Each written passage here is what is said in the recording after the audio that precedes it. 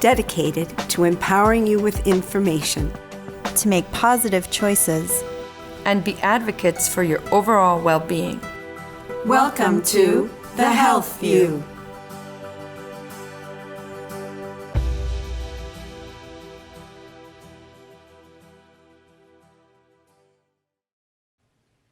Welcome to The Health View. I'm Yvonne Dunetz, and it is my pleasure today to introduce our guest, Justin Cates, who's the Director of Emergency Management for the City of Nashua. And today we'll be talking about fire safety and emergency preparedness in the home, in the workplace, and in schools. So welcome, Justin. I appreciate your being here very much. Thank you. Justin, we know that approximately 3,500 people die from fires each year, and over 18,000 people can actually be injured by that. What is the cause? What is the reason for that?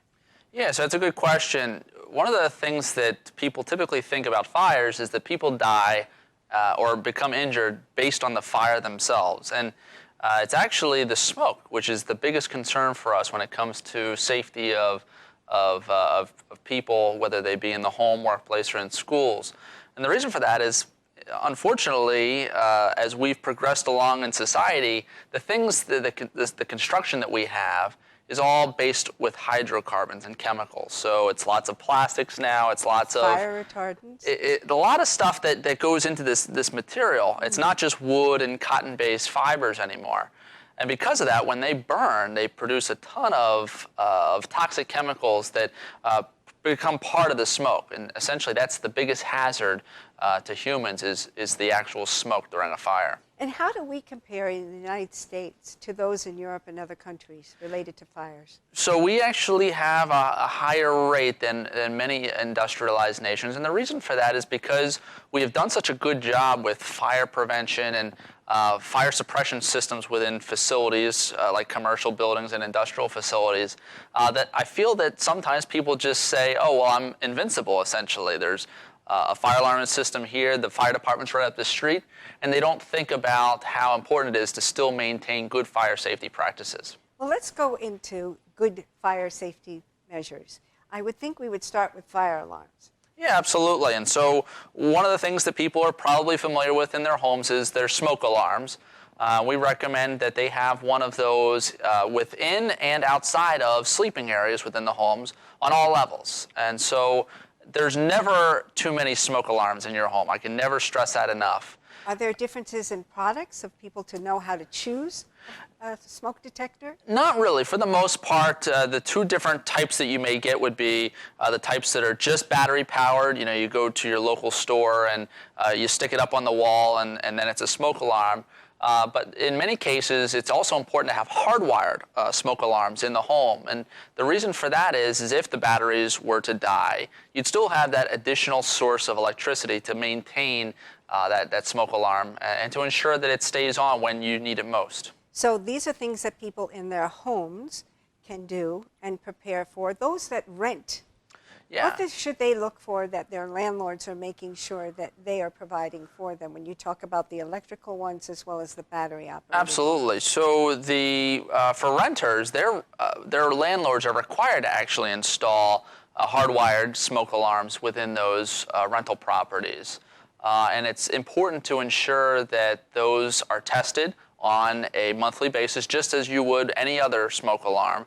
And then also making sure that every year, and we like to coincide with daylight savings time and switching the clocks. Yes. We want to make sure that we change the batteries at that time and make sure that you do it during that holiday so that way you know every time daylight savings time, every time we change the clocks, also change the batteries in the smoke alarms. And how would this be different related to the workplace and in schools?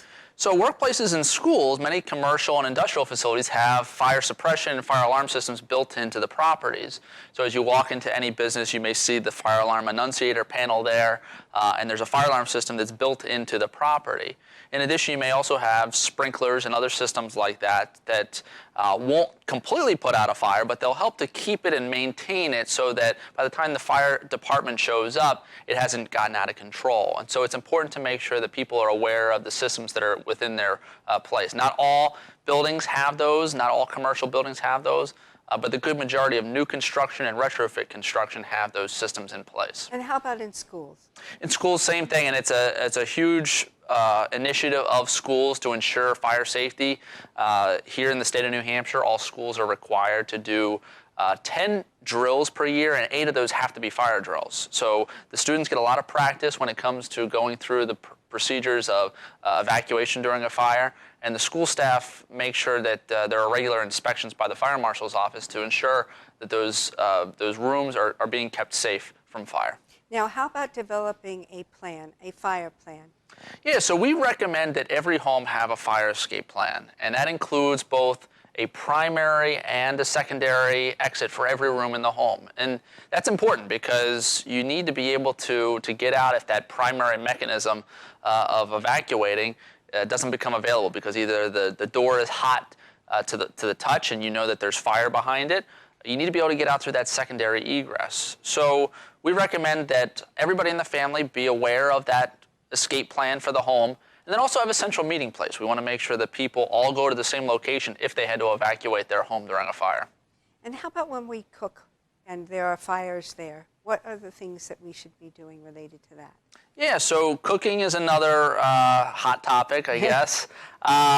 So one of the things about cooking is you may have alternative ways to put out the fire if there's a cooking fire. So if you're using a stovetop and the pan starts to have a fire, one of the things that you may easily be able to do is eliminate the oxygen from that fire just by putting the lid on top of the pot. Now, it's important to make sure that you have an oven mitt because you don't want to burn yourself, but easily just putting that on there may actually eliminate that fire completely. And the reason that that's important is because of something we call the fire triangle. The fire triangle is basically how a fire is allowed to operate. And basically you need 3 things for a fire triangle, and that's heat, needs to be to a certain temperature to be able to start burning. You need oxygen to ensure that it's able to get that oxygen flow through and to continue that chemical reaction. And then the third thing is a fuel. You need some sort of a fuel that's actually burning.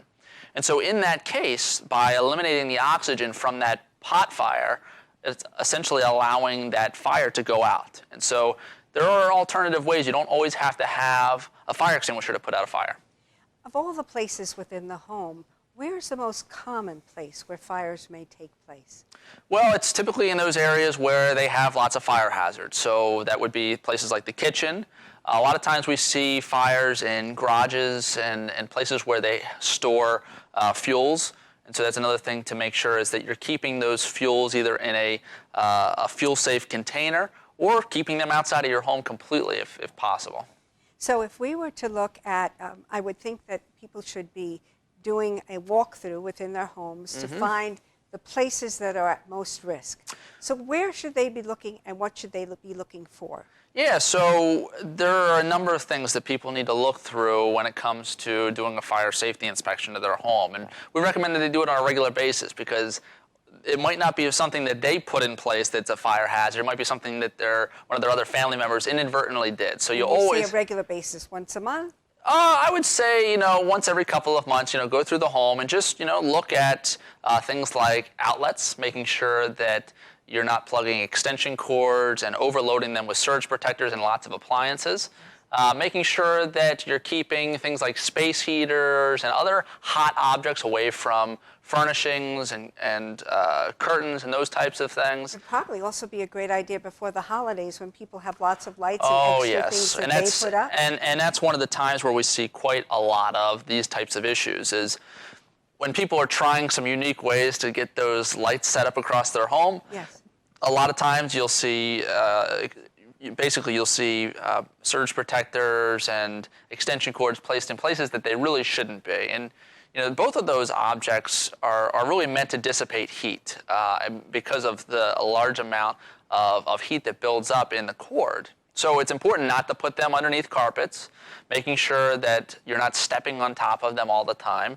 And making sure that they are not being overloaded by a lot of appliances or a lot of objects being plugged into them. So really make sure that you practice good electricity practices in order to be much more safe when it comes to fire safety in the home. And as a follow-up to the holidays, I know a lot of people, especially in New Hampshire, may be using real trees. Yes, and certainly trees are one of those difficult things. I know people love to have real trees, but if you've ever seen some of the videos, you can easily go online and see videos of Christmas tree fires. They go up like crazy, and it's because they're so dry. That's the reason why you have to keep them watered when they're in the home, just to make sure that they have enough moisture to help dissipate the dryness within that tree. But even with artificial trees, you still have hazards because of dust collection on the tree, and all of that is certainly a possible fire hazard, especially if you have it near some sort of a heat source. So make sure that no matter what you do, whether it's a real tree or a fake tree, that you make sure that it stays away from those heat sources. And then each month do a check to make sure that there are no risks in your bedrooms, in your living room, Yep, in your family areas. Exactly. The whole thing is all across the home, including places like the garage and sheds and those types of places. Make sure that you are really doing everything that you can to keep that fire risk down. So whether it be through electrical hazards or heat hazards, or even, one great example is putting things in front of doorways that might be your secondary egress out of a room. Really, you need to ensure that you keep those areas clear. So all very important ways as you do your fire inspections in your homes. And being prepared each season, the differences and what you might be accumulating and what you Oh, need to yes. do. Oh, yes. And so we're in at times a drought area, and right now we're experiencing drought. What are the precautions that need to be made related to drought and fire protection? Certainly. So the big concern that comes with dry conditions and fires we're typically concerned about outdoor fires. And if anybody looks out at their lawn right now, it probably is brown and dry. And a lot of the shrubbery and other vegetation outside of the home is also probably dry. What we tell people is really you need to ensure that you keep fire hazards away from that dry vegetation. Because easily it can catch fire and also cause bigger problems, especially if it's nearby the home. So no throwing out cigarettes out into the... Yes, and that's one of the main reasons that we see fires during dry conditions is improperly disposed of cigarettes and other smoking materials. What about grilling precautions related to outdoors? Well, just the same as any other fire hazard near the home, you want to keep those grills away. And there are certainly ordinances against using grills on porches and places that are nearby an actual structure. Would it be a good idea to have a fire extinguisher by an outdoor grill? Well, certainly having a fire extinguisher near any sort of a heat source is great, but one of the concerns that come with grills, particularly if they're propane-based, the fire extinguisher is not really going to do a lot of help with that. So what would you do? So what we would do is if there was a fire with a propane grill, you'd want to back away, call 911, and allow them to get there to shut the fuel source off, basically to eliminate that fire. So let's back up. We're in the living room. We're taking care of that in the bedrooms as well as the common areas. What would happen if a person caught on fire? Well, we always recommend if somebody has a fire on their clothing, it's the thing that we tell all the kids, stop, drop, and roll. And the reason for that is because we're trying to smother the fire. We don't want to continue to allow for that oxygen to get to it. And if you're running and you've got fire on you, that's never a good thing. So stop, drop, and roll is the immediate action that should take place if somebody has fire on their clothing. Okay. And as far as the outdoors, you said, of the house, is there any landscaping precautions that people should be making for access out or anything to prevent fires? So the recommendation that the United States Fire Administration gives is anything really that could be a fuel source during a fire really should be kept 30 feet away from the home. And the reason for that is to provide some level of buffer between that hazard and your home. Now we know that's a challenge because people want to have shrubbery and things like that nearby. Things that you can do to mitigate that fire risk is to water that. Now the challenge with watering it, especially during a dry condition, is some communities have water restrictions. So, so what would you do? Well, like I said, we would recommend that people just ensure that they keep those fire sources away. So making sure that they're not disposing of cigarettes improperly, making sure that they're keeping those heat sources away from all that dry vegetation. That's the best way to handle it. Okay, so we've spoken about fire alarms. How about fire extinguishers? When do you use them? How do you choose them? And where should you put them? Yeah, so fire extinguishers are definitely a great thing to have in the home, the workplace, anywhere. Now, for many folks, a fire extinguisher probably about this size is probably what they would end up getting for their home. Now, we recommend that they get what we call an ABC fire extinguisher. And what that means is there are different classifications of the types of fire that could occur. Class A being ordinary combustibles, that's your wood and paper and those types of things. Class B is flammable and combustible liquids, so that would be fuel oil, gasoline, those types of things. Then certainly Class C would be your energized electrical equipment, and that would be an electrical fire. Now, if you remove the electricity from the fire, it becomes a Class A fire. So that's one of the things that you can do to change that to a much simpler fire. It would be to shut the power off to that fire source. There are also some other types of fire. Class D is combustible metals, and so that would be things like sodium, magnesium, things that we're not going to typically encounter in the homes. And then Class K, for anybody that's in a kitchen environment, like a commercial kitchen, they may see Class K extinguishing agents that have been placed into the facility, and the idea behind that is for cooking oils, greases, those types of things. But a regular ABC type of fire extinguisher would cover all of that, the kitchen fires and all? It does cover all of those, A, B, and C, and the importance behind that is you don't want to have to sit there and select which fire extinguisher you're going to use during an emergency. So really it's important to ensure that you have an ABC extinguisher. Beyond that, you can really do whatever you'd like, because this is probably the most likely size fire extinguisher that you would get, but certainly you could get something a little larger like this. This is probably what you would find in a commercial facility, something of this size. They do have ratings on the fire extinguishers to say how large of a fire they would be able to put out. But really, something of this size is probably the most appropriate that you could put in a kitchen or any other place. Now, we recommend that people put them in high hazard areas, so places like the garage and the kitchen, but also one per level of the building. So, and where should they place it?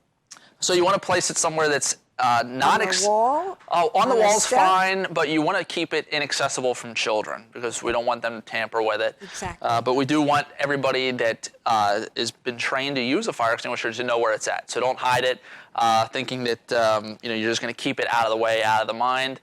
Really make sure that people know where that extinguisher is because they're going to need it when there's a fire. And how often do you replace a fire extinguisher? So fire extinguishers are actually good really under two conditions. One, pretty much all fire extinguishers don't have some sort of an expiration date on them. If they do, you would get rid of it then. But as long as the fire extinguisher, if you look at the gauge of the fire extinguisher, there's a little green area that says that it's charged, completely charged. All right. The fire extinguisher is fine. Basically, it's still a good extinguisher. Now, with dry chemical extinguishers, that's one of the types of extinguishers that you can get. It's an ABC extinguisher. Okay. Basically, what it is the powder inside. And sometimes that powder does cake at the bottom of it. So every once in a while, you can just basically go and back and forth and just allows it to shake up and loosen the powder. Are there any tests that you should be doing for your fire extinguishers? No, you won't need to do any tests. The only thing that you'll need to do, if it's just a normal fire extinguisher that you buy at any local store, you can't refill those and you can't recharge those. It's a one-time use. You get rid of it. And how do you get rid of them? So there's a couple different ways. Fire extinguishers, or I should say current fire extinguishers, if they're the type that are not refillable, basically what you would do with that is you would take it to your normal trash or transfer station. You would want to empty it out completely. The powder that's inside of it is not hazardous, so you can put it into your normal trash, but you will want to make sure that it has been discharged before you take it for metal recycling or whatever you decide to do with it. Now, Justin, a lot of people, thank goodness, have fire extinguishers and may have never used them. Mm-hmm. How do we use them? What is the proper way to use them so that we know? Yeah, so we actually use an acronym called PASS. And PASS, P-A-S-S. And PASS stands for Pull, Aim, Squeeze, and Sweep. So the real key thing, pretty much every fire extinguisher operates the same exact way.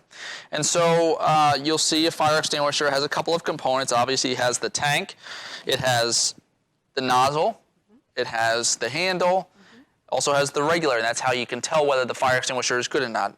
Like I said, it needs to be in that green area. All fire extinguishers will have a They will regular. have something exactly like this. And you'll see that they're a little different. This is a real fire extinguisher over there, and it doesn't look exactly like this, but it still has a gauge on it, and it still says it's full. And it says that it's full. And then the other thing. Sometimes when you get it, there's like a clip that, should you cut that off of it? So if there's a tamper tag on Yes. it, what you'll actually do is you'll keep that on there, Okay. and you'll pull at it when it's time to pull the So pin. you won't need a scissor. You can yank grab that it and right get that off. So show the steps of what you would do. Yeah, so what you would... Here we have a fire. Here we have a fire. Okay. So the first thing that we would do is you see the pin over here. Okay. All you're going to do is you're just going to yank it and then throw it on the ground. You don't Okay. need that pin ever again. Okay. And so now you have a fire extinguisher that's in operation. Okay. What you're going to do is you're going to take out the nozzle, and you get the best control if you hold it as far out as possible. Don't hold it here because you're not going to really get any a good angle on it. So you're holding it at the tip of it so that you have a better aim and Exactly. a control of the aim. Exactly. So is there a particular way that you're to address a fire? So you definitely want to address it, definitely face forward. You never want to put your back to the fire. Okay. And the reason for that is if that fire rekindles after you've put it out, Yes. you want to make sure that you're able to go and take care of it. So never have your back against the fire. Always going to go to the front of it. And when you say go to be able to take care of it, you mean by hitting it again with the extinguisher? Exactly, exactly. So the extinguisher has the ability to get out any fire?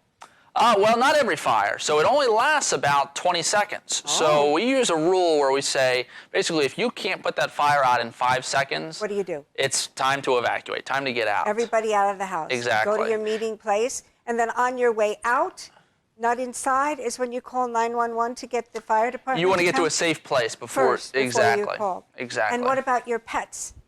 Well, so that's a challenge. You know, pets are going to be one of those things where, depending on the obedience of the pet, some pets are probably going to be easy to handle during some sort of a fire situation. Some are probably not going to listen to you. And it's a hectic situation, so certainly it could startle them, and that's why, unfortunately, we see a lot of pet deaths during fires. Let's see the demonstration, if we would. Certainly. So we've already pulled the pin, as we mentioned. We're going to aim, and we're going to aim at the base of the fire. And the reason for that is the base of the fire is actually what's burning, not the flames up here. So in order to put the fire out, we need to basically go to the base of the fire, whatever's actually So this would burning. be in this demonstration right here on the end. Exactly, exactly. So then once we've aimed at the base of the fire, we're going to squeeze. Okay. And so I'm going to squeeze, and I'm going to sweep back and forth. So you're sweeping the nozzle back and forth as you're aiming at the lower portion. So you don't go above, you just stay at the lower portion of the fire, correct? Yep. Now you see, I didn't put the fire out. No. That was mainly because I was fooling around a little bit. But But that's 20 seconds, and that was about 20 seconds. And so that's when you'd say, all right, it's time to go. Okay. Now, one of the bigger challenges when it comes to putting out fires is really you only have a limited amount of time, so you have to do it right the first time. So you have to be able to get access to your fire extinguisher very quickly. That's why Exactly. you need to have it on each level and ready to go. Exactly. And then you try to Yep. do that. So let me show you now with the bigger extinguisher. We're going to run through the pass sequence just all at once here. Okay. So I'm going to get my extinguisher, Okay. pull the pin, Yeah? and I'm going to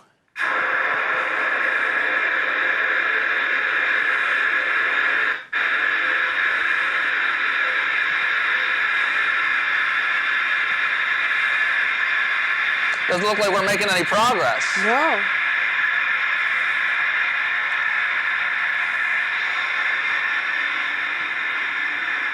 So sometimes fires are bigger than what an extinguisher can take care of. And that's certainly a possibility. One of the other things is, this is a digital system, so of course on TV, it's never going to let me put out the fire. It's going to make me look like an idiot. Well, no, it's not making you look like that, but it's telling us that different size fires may not be able to be handled by an extinguisher. And when do we make that judgment? We could see a fire that's zooming out there. Exactly. And then realize, oh my goodness, my extinguisher won't mean a thing to this.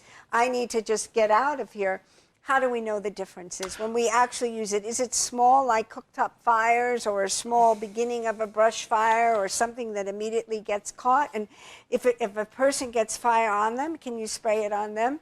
Or we go to the Well, we would stop, drop, and roll roll if there was a person involved. But really the key decision that needs to be made is it a small enough fire that I'd be able to put out with an extinguisher? And Right. you know, a lot of times it might just be a trash can fire, something very small. Okay. Because we're not firefighters. We don't have that capacity to be able to put out a room. And Sure. you can see how fast a lot of times that these fires will get, and you don't want to be in that situation. So really this is that situation when there's such a small fire, you think you can knock it down pretty quickly and then handle it from there. How about in a fireplace?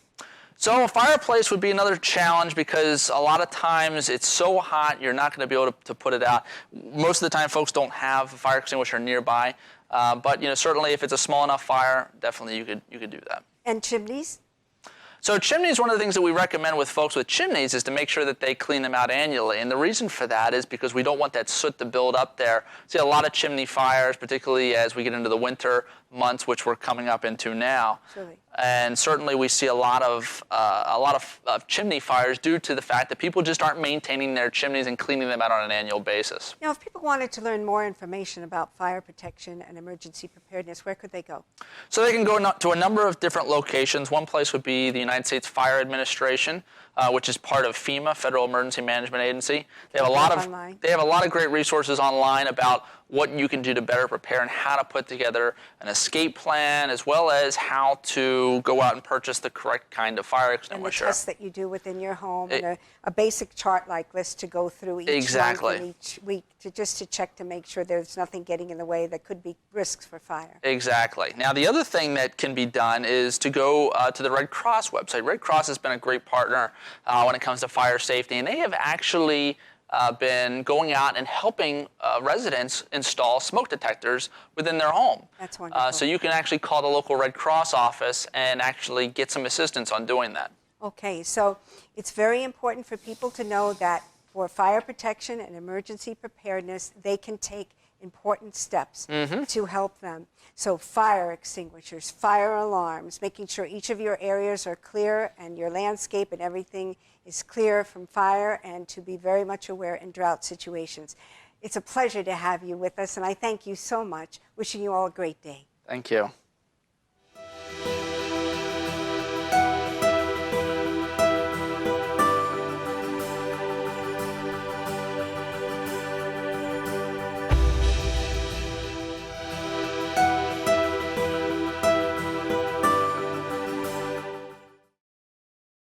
The preceding program